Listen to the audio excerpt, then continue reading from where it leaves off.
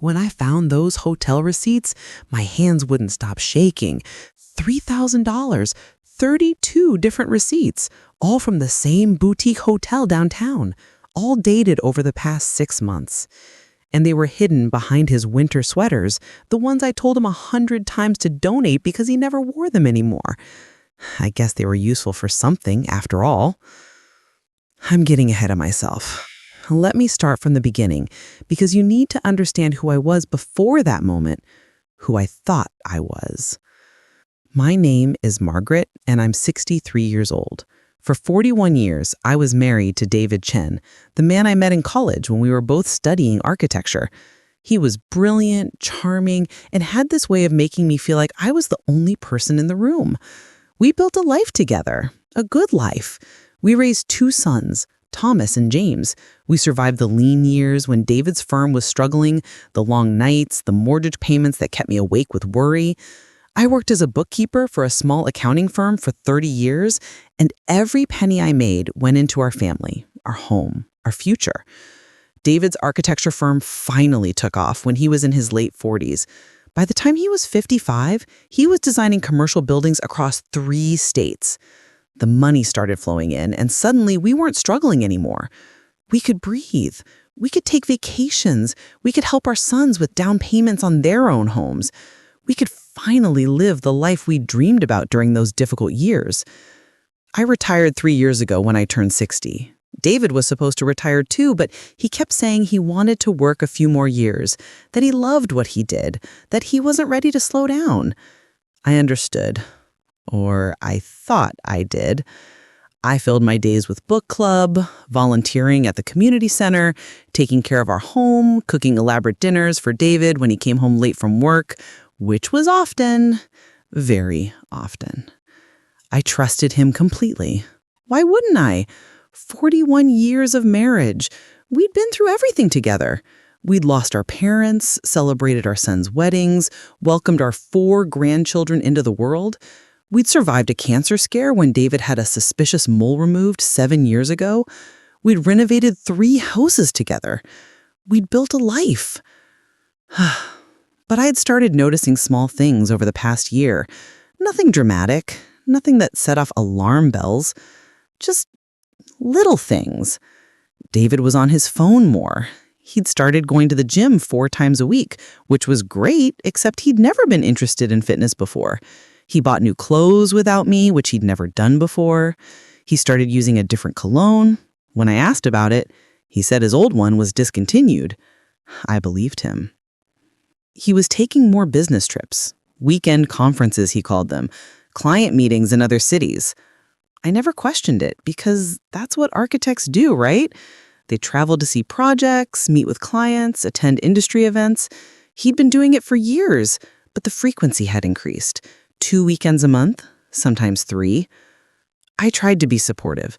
I tried to be the understanding wife who didn't complain about being alone, who had her own life and interests, who wasn't clingy or needy. I tried to be everything I thought a good wife should be. The discovery happened on a Tuesday afternoon in October. David was at work, and I was doing what I'd done 1,000 times before, putting away the clean laundry. His dresser drawer was stuck, the way it sometimes got when clothes were pushed too far back. I pulled it all the way out to unjam it. And that's when I saw the envelope taped to the back panel of the drawer. My first thought was that it was something sentimental. Maybe old love letters I'd written him in college or photos from our early years together. How naive I was. I opened the envelope and inside were hotel receipts. Dozens of them, all from the Riverside Inn, a boutique hotel 20 minutes from our house. Why would David be staying at a hotel 20 minutes from home? The dates on the receipts matched weekends he told me he was traveling for work. Pittsburgh, Chicago, Denver. But these receipts proved he'd been right here in our own city. My mind was racing. There had to be an explanation. Maybe he was meeting clients there.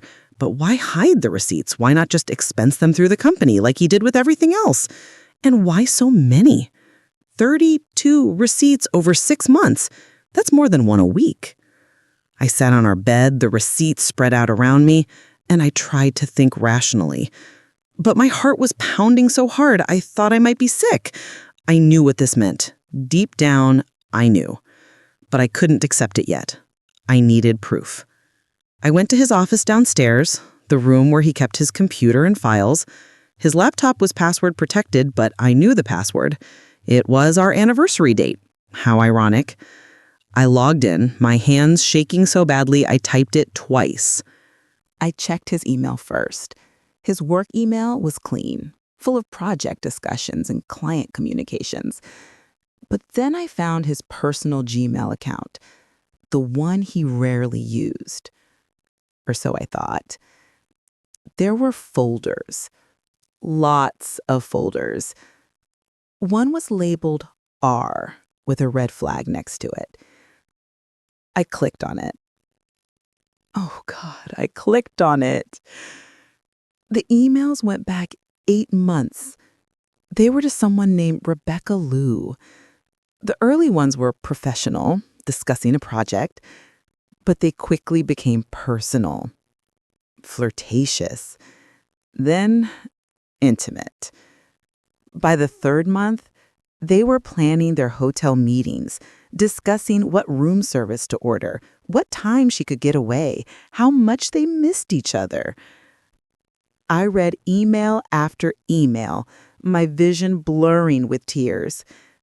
David writing about how she made him feel young again, how she understood him in ways I never could, how he couldn't wait to leave me and start a real life with her. Rebecca writing about how patient she was being, how she knew he needed time to figure out how to handle the Margaret situation, how she was tired of being hidden away in hotel rooms. The Margaret situation. That's what I was.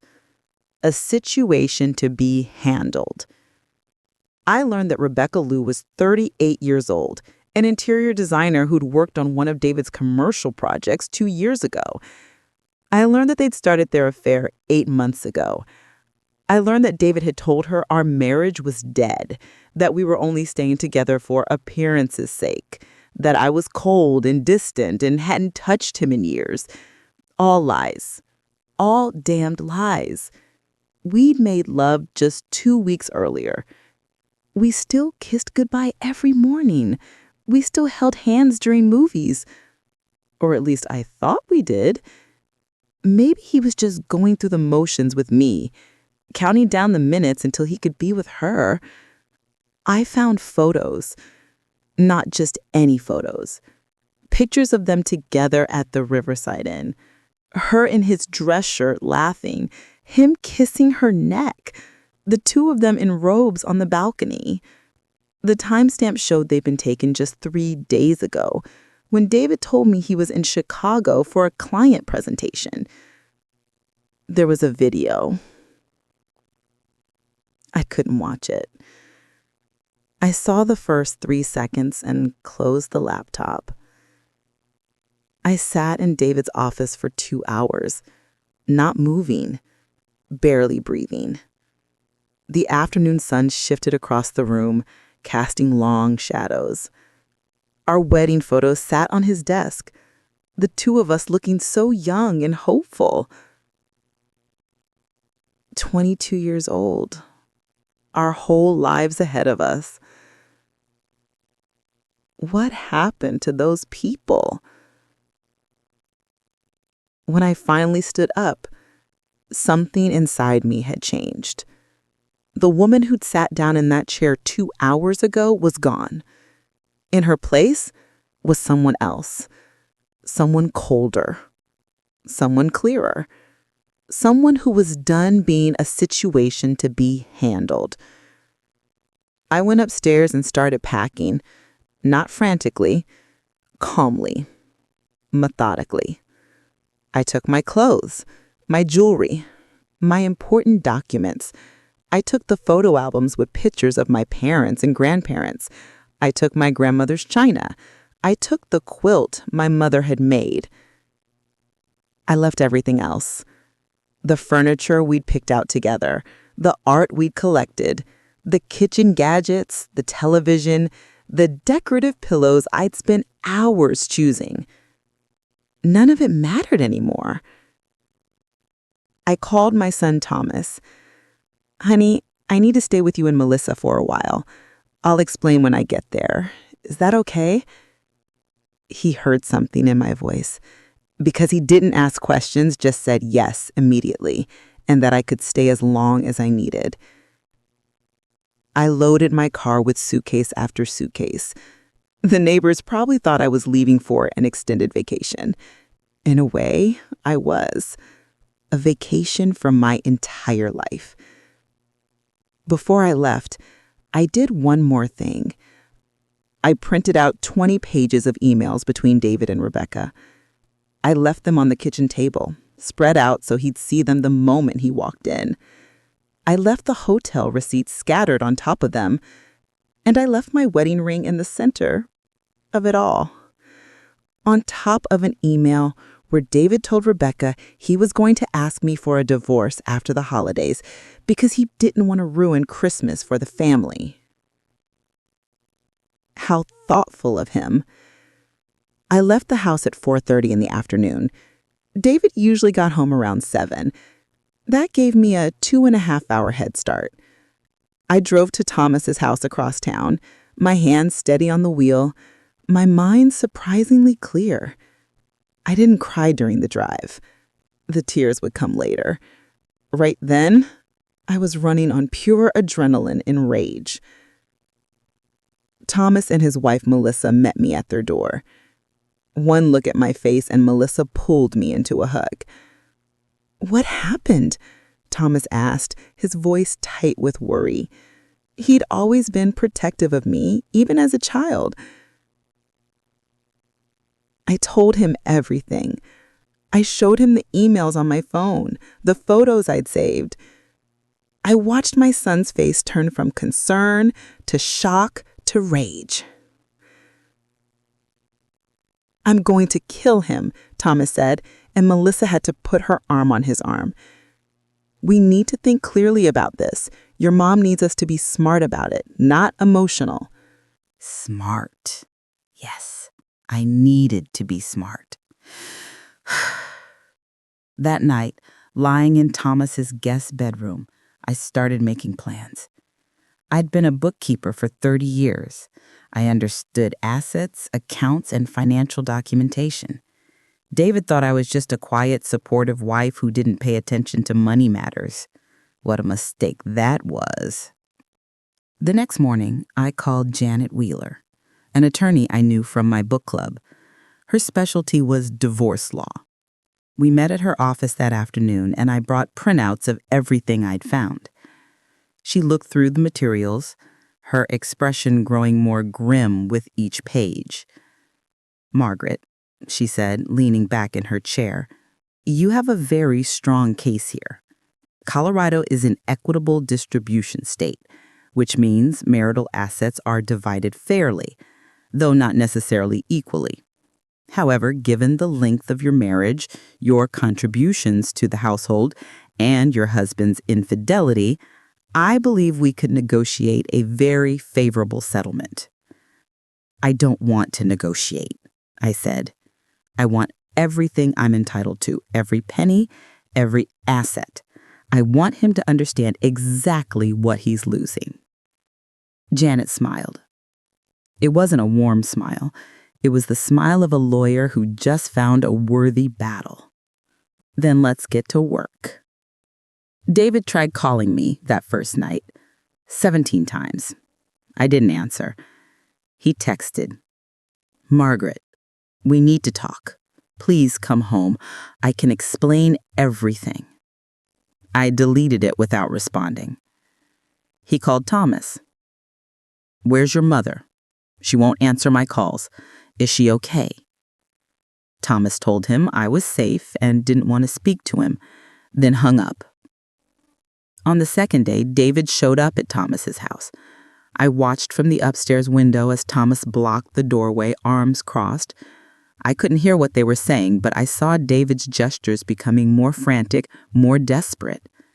Thomas shook his head and closed the door. My son was protecting me the way I'd protected him his whole life. David sent emails, Long, rambling emails about how it was a mistake, how Rebecca meant nothing, how he'd been going through a midlife crisis, how he loved me and wanted to work things out. Where had I heard that before? Oh, yes. In the emails to Rebecca, where he said I meant nothing and he couldn't wait to start his real life with her. I documented everything. Every call, every text, every email. Janet said it would all be useful. 1 week after I left, David sent a different kind of message. I've ended things with Rebecca. I told her it was over. Please, Margaret. 41 years of marriage has to mean something. Don't throw it all away over one mistake. One mistake. He called 8 months of deliberate deception, 32 hotel visits, hundreds of lies, one mistake? He called telling another woman he was going to leave me a mistake? He called planning his future without me a mistake. I finally responded, but not to him. I responded through Janet. We filed for divorce 3 weeks after I discovered the affair. The petition was delivered to David at his office by a professional process server. Janet said he turned pale when he read it. His lawyer called Janet 2 days later. Mr. Chen would like to discuss reconciliation. He's willing to attend counseling, do whatever it takes. Janet replied, Mrs. Chen is not interested in reconciliation. She is interested in a fair and equitable division of assets. Please prepare your financial disclosure documents. The discovery phase of the divorce was illuminating. David had been very successful, more successful than I'd realized. His firm was worth $4.2 million. We had $890,000 in retirement accounts, $320,000 in savings and investments, and our house was worth $650,000 with no mortgage. Plus his annual income was $380,000. We'd been married for 41 years. I had worked for 30 of those years, contributing to our household and helping build his business in the early days. Under Colorado law, I was entitled to a significant portion of everything. David's lawyer tried to lowball me. Their first offer was $800,000 total, plus spousal maintenance of $3,000 a month for 5 years. Janet laughed when she read it. That's insulting, she said. Let's counter. Our counter was $2.5 million in assets, plus spousal maintenance of $8,000 a month until I reached full retirement age. We also requested that David pay all my legal fees. His lawyer called it unreasonable. Janet called their bluff and said we'd see them in court. While the legal battle was unfolding, I started learning things. Rebecca Lou wasn't his first affair. She was just the first one I'd caught. Thomas hired a private investigator, against my wishes at first, but I'm glad he did. The investigator found evidence of at least 2 other women over the past 5 years. Shorter affairs, but affairs nonetheless. 5 years. While I was planning his surprise birthday parties and cooking his favorite meals and supporting his career and being the dutiful wife, he was sleeping with other women, multiple women. How many times had he kissed me hello when he came home from work, his lips still warm from someone else? I told Janet about the other affairs. She was thrilled, legally speaking. This establishes a pattern of behavior, she said. This isn't a one-time lapse in judgment. This is serial infidelity. The court will take that into consideration. 4 months into the divorce proceedings, David finally agreed to mediation. I hadn't seen him face to face since the day I left. I wasn't sure I was ready, but Janet said it was time. We met at a neutral location, a conference room in a downtown office building. David was already there when I arrived with Janet. He looked terrible. He'd lost weight, his hair was grayer, and there were dark circles under his eyes. Good. Margaret, he said when I walked in, standing up. "Thank you for coming. I've missed you so much." I didn't respond. I sat down across from him, my face neutral, my hands folded on the table. Janet sat beside me, her laptop open and ready. The mediator, a woman named Sandra Chen, no relation, explained the process. Then David's lawyer started talking about his financial situation, how the business was struggling, how he couldn't afford what I was asking for, how we needed to be reasonable. Janet interrupted. "Let's be clear about something. Mrs. Chen was married to your client for 41 years. She worked full-time for 30 of those years, contributing significantly to the household income and allowing Mr. Chen to build his business. She sacrificed her own career advancement to raise their children and support his ambitions. She was a faithful, devoted wife who believed she was in a monogamous marriage. Your client," Janet continued, "violated that trust repeatedly. We have evidence of at least 3 affairs spanning 5 years, including the most recent affair with Ms. Rebecca Liu that lasted 8 months. Your client spent thousands of dollars on hotel rooms, gifts, and dates with other women while telling his wife they needed to be careful about spending because of the business. Your client planned to divorce Mrs. Chen after the holidays, according to his own emails, without warning or discussion." David's lawyer tried to interrupt, but Janet held up her hand. "I'm not finished. Your client's behavior caused Mrs. Chen significant emotional distress. She has had to seek therapy, which is costing her $250 a session. She has suffered anxiety and depression. Her blood pressure has increased to the point where she needed medication. The emotional and physical toll of your client's actions is not something we can or will ignore. So, when you talk about being reasonable, understand that we are being extremely reasonable. We could sue for emotional distress damages. We could drag your client's reputation through a very public trial where all of these affairs, all of these lies would become public record. We could notify his clients and business partners about his conduct. But we're not doing that. We're simply asking for what Mrs. Chen is legally and morally entitled to after 40 decades of marriage." The room was silent when Janet finished. Even the mediator looked impressed. David was staring at the table, his face flushed. I'd never had someone advocate for me like that. I'd never heard someone articulate my worth so clearly. David's lawyer cleared his throat. "Perhaps we should take a break and reconvene. Perhaps you should come back with a better offer," Janet replied. During the break, David approached me in the hallway. His lawyer had gone to make phone calls, and Janet had stepped away to the restroom. It was the first time we'd been alone since I'd discovered everything.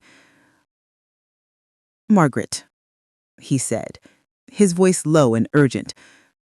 "Please, I know I messed up. I know I hurt you, but we can still fix this. We don't have to throw away everything we built together." I looked at him, really looked at him, and I felt nothing. No anger, no love, no sadness, just emptiness where he used to be. "You already threw it away," I said. "You threw it away every time you checked into that hotel room, every time you lied about a business trip, every time you kissed her and then came home and kissed me with the same mouth, every time you told her I was going to leave me. You threw away 41 years of marriage, David, not me. You." "I made mistakes," he said, his eyes filling with tears. "I was stupid and selfish, and I took you for granted. But I love you, Margaret. I've always loved you. Rebecca was just—" "Don't," I interrupted. "Don't you dare minimize it. Rebecca wasn't just anything. She was 8 months of deliberate deception, and before her, there were others. How many, David? How many women were there while I was home believing we had a good marriage? He stepped back like I'd slapped him. You know about the others? I know everything, I said. And knowing everything, I've realized something important. I don't want you back. I don't want to work things out. I don't want your apologies or your promises. I want my fair share of everything we built together, and then I want you out of my life. Margaret. 41 years, I said, my voice rising. 41 years I gave you. I supported your dreams, raised your children, managed our home, worked full-time to help pay the bills, and stood by you through every difficulty. And what did you give me? Lies, betrayal, STD tests because I don't know who you've been sleeping with. The humiliation of knowing you discussed leaving me with other women, like I was an inconvenience to be dealt with. Janet appeared at my elbow. Everything okay here? We're done talking, I said, looking directly at David. See you back in the conference room. The mediation resumed, and after 3 more hours of negotiation, we reached a settlement. David agreed to pay me $2.1 million in assets, including the house, spousal maintenance of $7,000 a month for 12 years, and all of my legal fees, totaling $43,000. In exchange, I agreed to not pursue claims for emotional distress and to sign a non-disclosure agreement about the affairs. He was buying my silence. Fine. I didn't need to tell the world what he'd done. The people who mattered, my sons, my close friends, they already knew. And he'd have to live with his own conscience, or lack thereof. We signed the papers right there. I walked out of that conference room legally separated, with the divorce to be finalized in 6 months after the mandatory waiting period. Thomas was waiting for me in the parking lot. He hugged me tight. I'm so proud of you, Mong. You were so strong in there. I didn't feel strong, I admitted. I felt angry and hurt and tired. That's what strength is, he said softly. Doing what needs to be done even when you're hurting. The next 6 months were a blur of paperwork, moving logistics, and emotional recovery. I moved into the house, David's things already gone. He'd rented a condo downtown. I heard through Thomas that Rebecca had broken up with him when the divorce became real and expensive. Apparently, she'd been interested in the successful architect, not the soon-to-be divorced architect with significant financial obligations. I redecorated the entire house. New paint colors and new furniture, new artwork. I erased every trace of David from the rooms we'd shared. It was therapeutic, choosing things only I liked, arranging spaces to suit only my needs. I started therapy with Dr. Patricia Morrison, a psychologist who specialized in betrayal trauma. What you're experiencing is grief, she told me in our 3rd session. Not just for your marriage, but for the life you thought you had. The past you believed in has been rewritten, and that's a profound loss. She was right. I wasn't just grieving the marriage that ended. I was grieving the marriage I thought I had, the trust I thought we shared, the future I thought we were building. Every memory was now colored with suspicion. Had he been thinking about other women when we made love? When we celebrated anniversaries? When we renewed our vows on our 20th anniversary? How do I trust again? I asked Dr. Morrison. How do I trust my own judgment when I was so completely fooled? You weren't fooled because you were naive, she said. You trusted because that's what you do in a committed relationship. His deception says nothing about you and everything about him. You were being a good partner. He was being a dishonest one.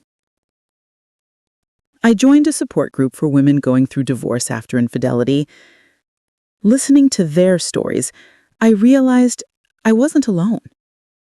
So many of us had been blindsided by partners we thought we knew.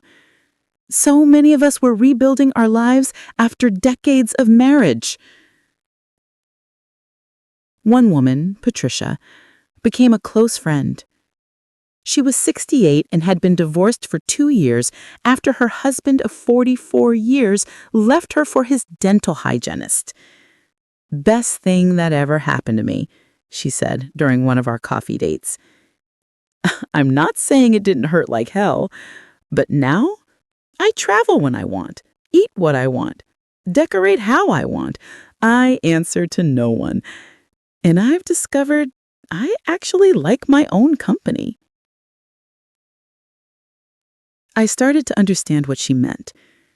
The loneliness of being alone was different from the loneliness of being married to someone who wasn't really there. At least now I wasn't lying to myself about my situation. 6 months after the mediation, the divorce was finalized. I received the decree in the mail on a Tuesday afternoon.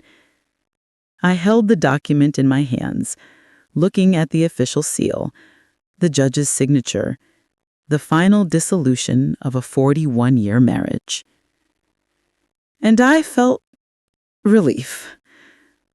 Not happiness, not yet, but relief that it was over, that I could stop fighting, that I could start truly moving forward. My sons threw me a divorce party that weekend. It was their idea, and at first I was hesitant. A party seemed inappropriate. But Thomas and James insisted. "You're starting a new chapter, Mom. That's worth celebrating." It was a small gathering at Thomas's house. My sons and their wives, my closest friends from book club, Patricia from the support group, Janet, my lawyer, and even Dr. Morrison came for a bit. We had champagne and cake, and everyone toasted to new beginnings. "To Margaret," Janet said, raising her glass, "who reminded me why I love being a divorce attorney. Watching you find your strength was an honor." I cried, but they were different tears. Not tears of pain, but tears of gratitude for these people who'd supported me through the worst period of my life.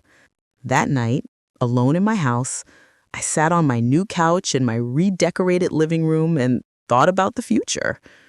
I was 63 years old, divorced, but financially secure, and surrounded by people who loved me. I had grandchildren who adored me. I had friends, interests, and now possibilities. I started traveling. Small trips at first. Weekend getaways to places I'd always wanted to visit that David had never been interested in. Art museums, historical sites, scenic drives. Then bigger trips. I went to Italy with Patricia, a 2-week tour through Tuscany. I went to Ireland with my book club. I took a painting class and discovered I was actually quite good at watercolors. I volunteered more at the community center, teaching financial literacy to young women. "Don't ever be financially dependent on someone else," I told them. "Always know where the money is, how much you have, and how to access it. Always have your own accounts, your own credit, your own safety net." One day, about a year after the divorce was final, I ran into David at a local restaurant. He was alone, eating lunch at the bar. He saw me and looked like he wanted to say something, but I just nodded politely and kept walking to my table where Patricia was waiting. I didn't feel angry anymore. I didn't feel hurt. I didn't feel much of anything except mild indifference. "Was that him?" Patricia asked. "Yes," I said. "How do you feel?" I thought about it like I'm looking at a stranger, someone I used to know a long time ago. And that was the truth. The man I loved, the man I'd built a life with, He either never existed or he disappeared so gradually I hadn't noticed. The man at the bar was just David, a 65-year-old architect who'd made choices that destroyed his marriage. That wasn't my problem anymore. Thomas told me later that David had tried to reconcile with Rebecca, but she'd refused. He'd dated a few other women, but nothing lasted. He was lonely, Thomas said, and full of regrets. Good. He should have regrets. He should feel every bit of pain he caused. Not because I wanted revenge, but because consequences matter. Actions have weight. You don't get to betray someone for years and then walk away unscathed. As for me, I was building a life I actually enjoyed. I'd started a small consulting business, helping other women understand their finances and prepare for divorce if needed. Word spread through the divorce support group, and soon I had more clients than I could handle. It felt good to use my bookkeeping skills to help other women protect themselves. I joined a hiking group and discovered I loved being outdoors. I went on a dinner date with a man named Robert I met at an art gallery opening. It didn't lead anywhere romantic, but we became friends and occasionally saw movies together. The point was, I was living, really living, not just existing in the shadow of someone else's choices. 2 years after the divorce, James got married to his girlfriend of 5 years, Sarah. It was a beautiful outdoor wedding in the mountains. David was there, of course. We were polite to each other, smiled for family photos, but kept our distance. During the reception, I danced with my sons, my grandsons, and even Robert, who'd come as my +1. I was wearing a dress I'd chosen myself, a deep blue that I loved. I was happy. I caught David watching me at one point. Our eyes met across the dance floor. I saw something in his face. Regret? Longing? Loss? I didn't know, and I didn't care. I turned back to Robert and laughed at something he said. That night, David sent me a text, the first direct communication we'd had in 2 years. You looked beautiful today and happy. I'm glad you're doing well. I'm sorry for everything, Margaret. I hope someday you can forgive me. I read it twice, then deleted it without responding. Forgiveness wasn't something he got to ask for. It wasn't a gift I owed him. Maybe someday I'd forgive him for my own peace of mind, but it would be on my timeline, in my own way, and certainly wouldn't be because he requested it. 3 years post-divorce, I was truly thriving. I'd taken up ballroom dancing and was surprisingly good at it. I'd published an article in a financial planning magazine about protecting assets during divorce. I had traveled to 8 countries. I'd learned to play the piano, something I'd always wanted to do but never had time for. I deepened my relationships with my sons and their families, becoming not just mom and grandma, but a person they genuinely enjoyed spending time with. I'd also learned something crucial. I didn't need a man to complete me. I didn't need marriage to be happy. I'd spent 41 years defining myself as David's wife, and when that identity was stripped away, I discovered that Margaret Chen was a complete person all on her own. And I liked her. I genuinely liked who I was becoming. The most surprising development came when Patricia introduced me to her nephew, Michael, who was 61 and had been widowed 5 years earlier. We hit it off immediately, bonding over our love of art and travel. He asked me to dinner, and I said yes.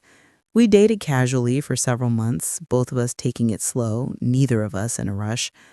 I don't know if I want to get married again, I told him honestly one evening over wine. Neither do I, he said with a smile, but I enjoy your company, and you seem to enjoy mine. Isn't that enough? It was. It was more than enough. We traveled together, attended cultural events, enjoyed dinners and long conversations. But we maintained our separate homes, our separate lives. We enhanced each other's existence without depending on each other for completion. It was healthy and mature and nothing like my marriage to David had been. Looking back now, 5 years after I found those hotel receipts, I can see the journey clearly. The devastation, the rage, the grief, the slow rebuilding, and finally the joy of rediscovery. I can see that finding those receipts, as painful as it was, freed me from a life built on lies. Would I change what happened if I could? Would I erase those affairs, keep the marriage intact, continue in blissful ignorance? No, because that ignorance wasn't bliss. It was just ignorance. And I was living half a life, giving everything to someone who was taking me for granted while pursuing his own pleasures behind my back. The truth hurt. God, it hurt. But the truth also freed me. It allowed me to stop wasting time on someone who didn't value me. It gave me permission to put myself first for the first time in decades. It opened doors I didn't even know existed. To anyone listening who's going through something similar, who's discovered betrayal, or who's questioning their relationship, I want you to know something. You are worth more than lies. You are worth more than being someone's second choice or their secret. You deserve honesty, respect, and genuine love. And if you're not getting those things, you have the right to walk away. Walking away is hard. Starting over is terrifying. The thought of being alone after decades of marriage is overwhelming. But you know what's harder? Staying with someone who's betraying you, living with the knowledge that you're settling for less than you deserve, dying with the regret that you never found out who you could have been if you'd been brave enough to choose yourself. I was 63 when I started over. 63. And I've built a life that brings me genuine happiness. If I can do it, anyone can. You are not too old. It's not too late. You are not trapped. The money helped, I'll admit that. Having financial security made the transition easier. But the real wealth I gained wasn't in the settlement. It was in discovering my own worth, my own strength, my own capacity for joy. David reached out again about 6 months ago. He wanted to meet for coffee, to talk. I agreed, curious about what he wanted to say after all these years. We met at a neutral location, a cafe neither of us had been to before. He looked older, grayer, more worn down by life. "Thank you for meeting me," he said. "I wasn't sure you would." "I almost didn't," I admitted. "What did you want to talk about?" He took a deep breath. I wanted to apologize properly, without expecting anything in return. I've been in therapy for the past 2 years, working through my issues, understanding why I did what I did, and I realized I never gave you a real apology. I made excuses, I minimized what I did, I tried to make it about my midlife crisis or my stress or anything except the truth. Which is, I asked, my voice neutral, that I was selfish and cowardly. I took you for granted. I convinced myself I deserved more excitement, more passion, more attention. I told myself lies about our marriage to justify what I was doing. And in the process, I destroyed the best thing in my life. You, us, everything we built together. I listened without interrupting. Part of me appreciated the honesty. Part of me thought it was 5 years too late. He not asking for forgiveness, he continued. I'm not asking to get back together. I know that ship sailed a long time ago. I just wanted you to know that I understand what I did. I understand the pain I caused. And I'm sorry. Truly, deeply sorry. I took a sip of my coffee, considering his words. Thank you for saying that. I think I needed to hear it, even if I didn't realize I did. Are you happy now? He asked. I hear things through the boys that you're traveling, doing well, seeing someone. I am happy, I said. Happier than I was in the last decade of our marriage, if I'm being honest. I didn't realize how much of myself I'd lost trying to be the perfect wife, trying to be enough for you. Turns out I was always enough. You just weren't capable of seeing it. He nodded, his eyes wet. I see it now, but now doesn't matter, does it? No, I said. It doesn't. Timing matters, David. Actions matter. You can't betray someone for years and then expect one apology to fix it. I've moved on. I've built a new life. And I genuinely hope you find peace with what you did. But that peace doesn't include me. We finished our coffee, making small talk about the grandchildren, about Thomas's new promotion, about James's daughter starting kindergarten. It was civil and pleasant and completely devoid of the intimacy we'd once shared. When we parted ways in the parking lot, I felt closure. Real closure. I drove to Michael's house afterward. We were planning a trip to Greece, and he wanted to show me the itinerary he'd been working on. When I walked in, he took one look at my face and asked, "Are you okay?" "I'm better than okay," I said. "I'm free, really, truly free." And I was. I'd carried anger for so long, righteous fury at what David had done, at how he'd betrayed me. But sitting across from him in that cafe, seeing him as he was now, lonely and full of regrets, I realized something important. My happiness wasn't dependent on his suffering. His regret didn't make me feel better. His loneliness didn't heal my wounds. What healed me was the life I'd built, the friends I'd made, the hobbies I'd discovered, the financial independence I'd secured, the self-respect I'd reclaimed, the authentic relationships I now had with my sons, who saw me as a whole person, not just their mother, the genuine partnership I was building with Michael, based on mutual respect and honest communication. That's what revenge really looks like. Not making someone suffer, but building a life so fulfilling that their absence becomes irrelevant. I want to tell you about one more thing that happened, because it was the moment I knew I'd truly healed. Last month, Thomas called me and said, "Mom, Dad's getting remarried to someone we've never met. He wanted me to tell you before you heard it from someone else. Is that okay with you?" 5 years ago, that news would have devastated me. Even 2 years ago, it might have stirred up old pain. But when Thomas told me, I felt nothing. No jealousy, no hurt, no anger. Just a mild curiosity about who would marry a man who'd proven himself capable of serial infidelity. "That's fine," I said. "I hope it works out for him. Will you and James go to the wedding?" "Probably," Thomas said cautiously. "We figured we should for his sake, but we want you to know that if it makes you uncomfortable—" "Tommy," I interrupted, using his childhood nickname, "I want you and your brother to have a relationship with your father. He's flawed. He made terrible choices, but he's still your dad. You can attend his wedding with my blessing. It doesn't affect me one way or the other." And that was the truth. David's new marriage, his new life, his new whatever, it was all completely separate from my existence. He was no longer the center of my universe. He wasn't even a minor planet. He was just a person I used to know, someone from my past who taught me painful but valuable lessons. The wedding happened 2 weeks ago. Thomas sent me a photo afterward, just a quick shot of him and James with David and his new bride. She looked to be in her 50s, nice smile, perfectly pleasant. I looked at the photo for maybe 10 seconds, then moved on to the next message. No stirring of old feelings, no what-ifs, no jealousy or pain. That's how I knew I'd won.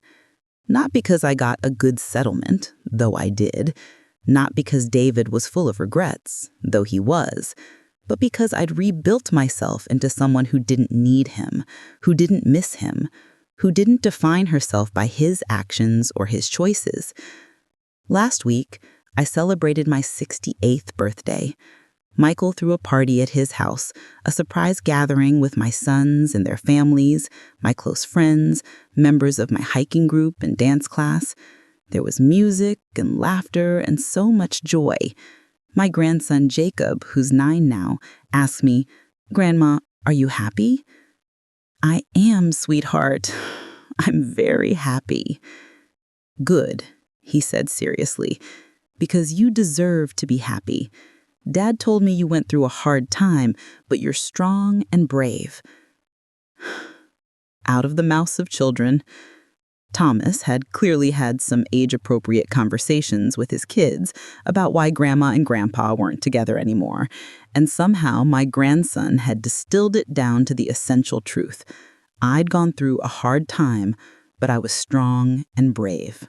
Standing in Michael's living room, surrounded by people who genuinely cared about me, eating birthday cake and watching my grandchildren play, I thought about that woman who'd found hotel receipts 5 years ago. The woman whose hands had shaken as she read emails detailing her husband's betrayal. The woman who'd cried herself to sleep for months, wondering what she'd done wrong, wondering if she was enough. I want to reach back through time and tell her, you didn't do anything wrong. You were always enough. And 5 years from now, you'll be standing in a room full of love, celebrating not just surviving, but thriving. Hold on. Keep going. Choose yourself. It gets better. I promise it gets better. Because it did get better. Not immediately. Not easily. There were dark days and sleepless nights and moments when I questioned everything.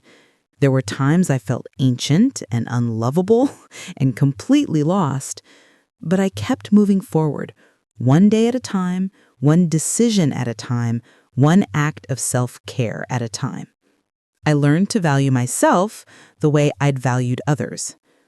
I learned that putting yourself first isn't selfish, it's necessary. I learned that starting over isn't admitting defeat, it's claiming victory. I learned that age is just a number, and 63 or 68 or 73, you can still reinvent yourself, still find joy, still build a life worth living. I learned that the best revenge isn't making someone suffer. It's refusing to let their actions define you. It's taking the life they tried to diminish and making it magnificent.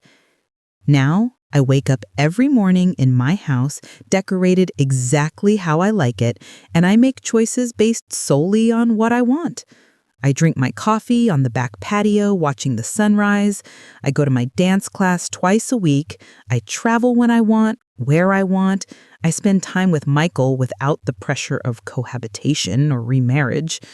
I volunteer teaching financial literacy to women who remind me of my younger self. I spoil my grandchildren shamelessly. I read books I choose, watch shows I enjoy, cook meals I prefer. I am, for the first time in my adult life, completely and authentically myself. Not someone's wife, not just someone's mother, not someone's anything. Just Margaret Chen, 68 years old, financially secure, emotionally healthy, and genuinely content. The other day, I was having lunch with Patricia, and she asked me, if you could go back and prevent the affairs, prevent the divorce, keep your marriage intact, would you? I thought about it carefully before answering. No, I said finally, because that marriage wasn't real. It was a lie I was living, believing I was loved and valued when I wasn't. If I went back, I'd just be choosing to stay blind.